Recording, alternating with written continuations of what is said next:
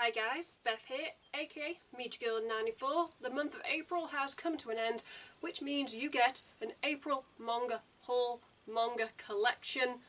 Yeah, you'll know what I've decided on the title by clicking on this video. Pretty self-explanatory. I bought some manga the month of April, and now I'm going to share those volumes with you. Before we begin, if you'd like to support me and the channel in the future, you can by clicking a like to show me some love. You can click subscribe and tap that bell to be notified when I upload on this channel. Enough rambling, let's just dive into this manga haul. We're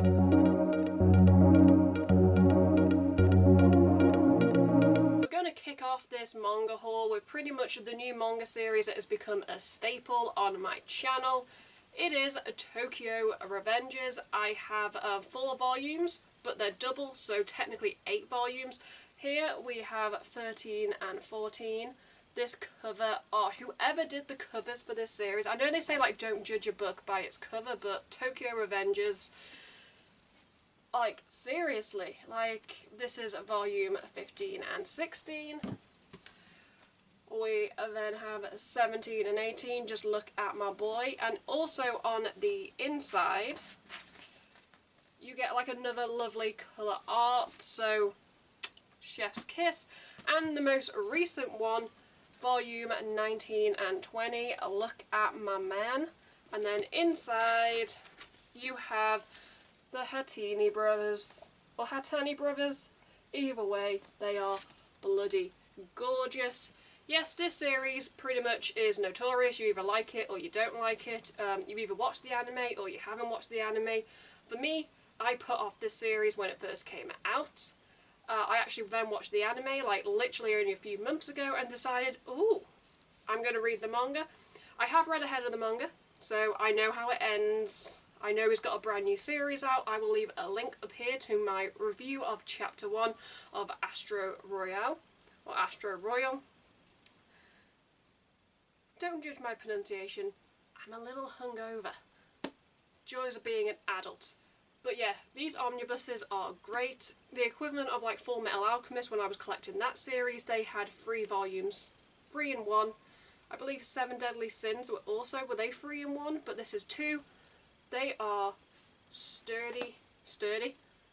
They are very big boys, they have a lot of chapters, and these like 8 volumes, pretty much they cover up to where the anime pretty much ended.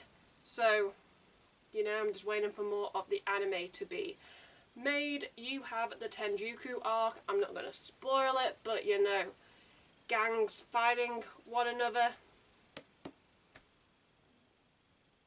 That's literally it. It's gangs in Tokyo, but I know some people do not like the artwork or like the style of this series, but I am a sucker, and like I said, I've judged this series by its covers. I think the reason I didn't pick up the series is because I'm looking at my shelf. Volumes 1 and 2 had Takemichi on, and I didn't really like the outfit he had on. It wasn't until I'm seeing like volume 5 and 6, which had Mikey on the cover. I love Mikey. And then they've just kind of gone OTT with like seriously. Why do these two slay so hard?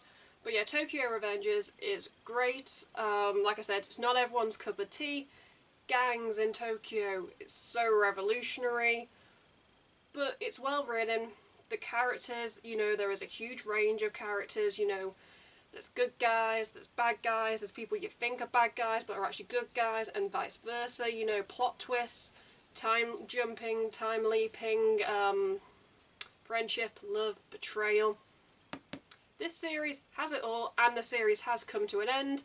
It is one of the series that I've decided that I'm going to collect all the manga volumes, so, oh God help me, because I believe they're like $16.99, so like nearly £17 a volume. You get 2. That's my justification. But anyway, we're starting off this haul strong with Tokyo Revengers. Up next we have 4 volumes of a manga that I actually watched the anime by chance on Crunchyroll, and I binged it all in one session. It is The Yakuza's Guide to Babysitting. This is volume 1. I also have volumes 2, 3, and 4. This is such like a cute found family series. Like, you just hear Yakuza and babysitter together and you think, ugh, that's not going to be a good combination. These are the two leads. You have Kirishima. He's pretty much the big bad of this Yakuza family. He's known as like the demon, but he goes a bit OTT with like killing people. And so like the head of the family is like, yo, you're going to babysit my little girl. This is Yaika or Yaika, not quite sure. The anime pronounced it 2 different ways. But yeah, so they become like an unlikely duo. A tough Yakuza, pretty much dealing with like a shy little girl, you know, who is going through some trauma. Spoiler alert, mum's in like a coma. She's been living with her aunt, she's now living with her dad, so she's adjusting to like living in like the Yakuza like household. You do have like side characters who like are equally amazing, like the aunt and then like another Yakuza, the blondie here. Found family. Pretty much family doesn't have to be blood, is literally the through line of this. Family can be what you make it, and Yakuzas are normally so violent. There are like quite graphic like fight scenes in this series, but that's kind of like really like glossed over with like the cute interactions. Pretty much he becomes a surrogate father because like her dad actually can't really leave because he's head of a Yakuza family. It is just so cute, so sweet. Like I said, I binged the anime in like one sitting, and pretty much the page for page of this manga is literally what you see in the anime. So if you check out the anime on Crunchyroll, I nearly gave you the middle finger, and you like it, then I highly recommend checking out the manga, because I believe there's like a couple of extra like little like sub-stories, you know, that don't actually show up in the anime. But yeah, it's just cute, and it definitely like subverts like expectations going in. If you hear Yakuza, you think, oh, it's going to be violent. But no, it is just like the cute dynamic between this tough Yakuza guy. I'm not giving you the no, I'm not giving you the middle finger. I thought I was. I'm like, oh no, I'm just like cursing out the viewers. But yeah, this is such a cute series. I highly recommend it, both the anime and the manga. The final part of this manga haul is just going to be like random like pickups, and well, I've got to start off with Vampire Knight Volume 17 because I have finally completed another manga series alongside like Ouran High School Host Club. Vampire Knight and Ouran High School Host Club were pretty much 2 of the first animes that I pretty much watched like late like primary school going into high school. It is not the best anime, but the manga is so good, and there are I believe 19 volumes. It's taken me so long to collect the series. I actually bought this off a friend who was selling her manga collection, and I was like, can I have volume 17 but just volume 17? And she was like, sure. But yeah, Vampire Knight, it is one of the classic like shoujo beat series. Has it stood the test of time? Probably not. I don't really like the anime, but I love the manga, the characters, like the art style. If you like Ouran High School Host Club, it's pretty much because it's a similar time period. But yeah, vampires, a girl, love, lust, bloodlust, angst. I'm just so happy because literally, so now I've completed Ouran High School Host Club, Vampire Knight, Full Metal Alchemist. I'm 1 volume off Fire Force, so you know, and I've also completed Tokyo Ghoul, so I'm ticking series off my list. But yeah, I just wanted to show this because I can finally stop searching for volumes online. The next 2 volumes in like these pickups is Boffery, I Don't Want to Get Hurt So I'll Max Out My Defense, volume 6 and volume 7. Just trying to put volume 6 over there. As you can tell from the title, it is adapted from a light novel. There is an anime. I really loved the anime. Again, it was one of those series that I came across randomly. That was when it was on Funimation, so I'm not sure if it's actually transferred over to Crunchyroll. I'll have to check it out. But pretty much it is like a fantasy, like RPG. You've got a girl, Maple, who literally puts on a headset and is transported to this pretty much RPG world, and because she's so paranoid that she doesn't want to get hurt, she maxes out her defense and so becomes a tank. She has a guild in the game with like her best friend called Maple Tree, and they recruit like this oddball cast of like characters who like have all these classes and traits, you know, that kind of complement one another. And literally at this point in the series, there's like events that are held in game, and everyone's ganging up on Maple Tree because they are so overpowered.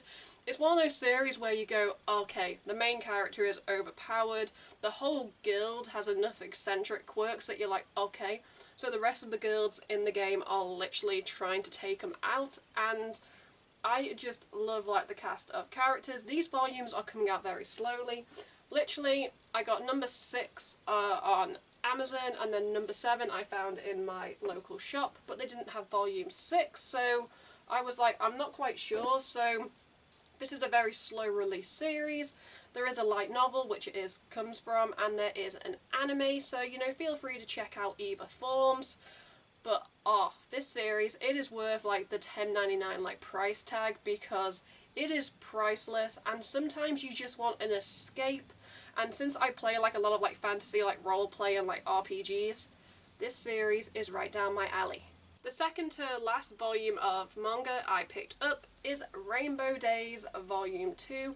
I picked up Rainbow Days Volume 1 on a whim in a previous haul. It was actually, like, recommended to me. And, well, I picked up Volume 2 because I found it at my local manga shop, and I'm just there like, okay, the premise is intriguing. You have 4 best friends, 4 best guy friends, who all have different personalities, trying to cope in high school. Sorry for the change in sun, this is England. They all have different personalities, eccentric quirks, and they're all just trying to make it through. You also have, well, girls who are both their friends and maybe romantic interests.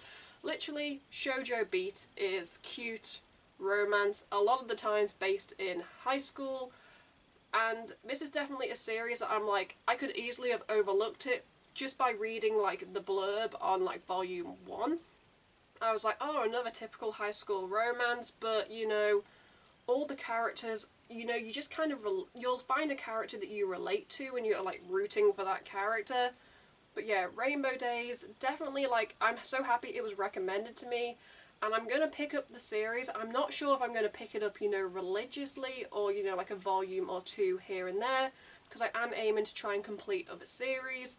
But just know, if you like shoujo beat, Rainbow Days, you might want to pick it up. And the final volume of manga is one that I am very interested in collecting. It is Yarichin Bitch Club. I'm not sure if I pronounced that right. It is a BL, so a boy love. One of my favourite like BL series is Given.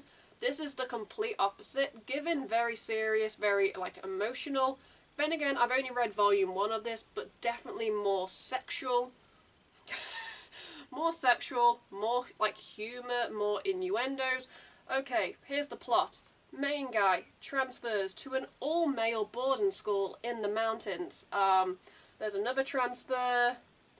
This guy's in the photography club. And now you think it's just going to be an innocent photography club.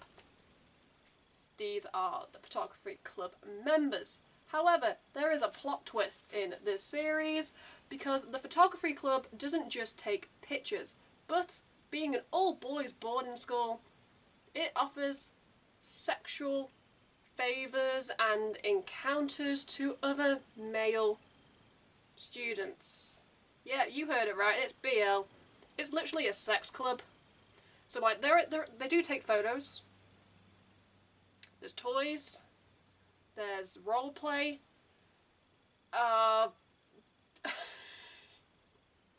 BLs aren't for everyone, but I just adore how like eccentric and how messy this series seems to be. And this is only volume 1. I think I've seen that there's like at least 4 volumes out, so I really want to like collect it. But yeah, it's just the fact that also the main character is a virgin, and he kind of has a crush on like some of the other like characters and, well, BL, so some of those characters will eventually crush on him. How is he meant to offer sexual services if he's a virgin? Can he survive? Sorry, I can't take it seriously. Like, I explained the plot to my housemate and she just looked at me like I'd grown a second head, and I was like, yeah, BL's not for everyone.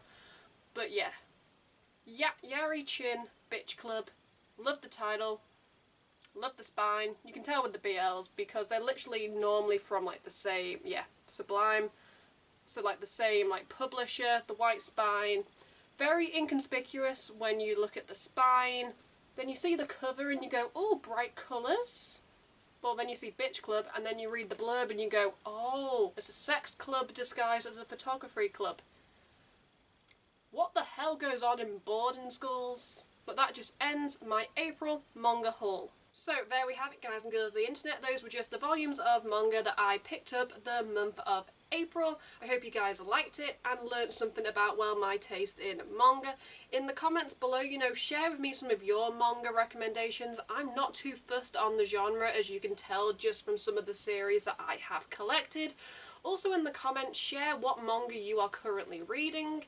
Let's start a conversation, but let's just wrap up this video before I continue to ramble. If you'd like to support me and the channel in the future, you can by clicking a like to show me some love. You can click subscribe and tap that bell to be notified when I upload on this channel. At the end of this video, you can check out my last 2 videos or playlist, depending on what mood I'm in when I'm editing this. Until next time, I'm Beth, Mediagirl94. Keep reading manga. Goodbye.